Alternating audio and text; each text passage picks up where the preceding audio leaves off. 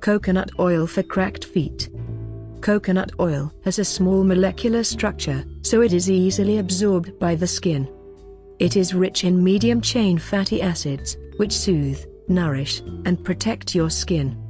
Coconut oil is often used for moisturizing dry skin, softening cracked feet and heels, keeping the skin smooth and silky. How to use it for cracked feet. Make a soothing cream. Take 1/2 cup of coconut oil, 1 teaspoon of raw honey, 10 drops of tea tree oil, and 2 tablespoons of lavender hydrosol.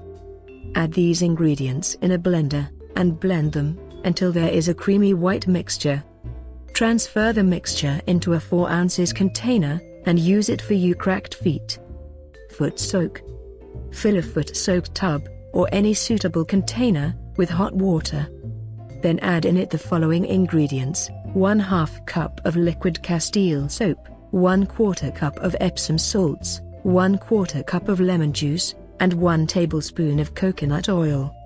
Stir the mixture well, then soak your feet in it for 15 minutes. After soaking, soap up your feet, and scrub your heels with a pumice stone. Rinse your feet well after you finished, then pat dry with a towel.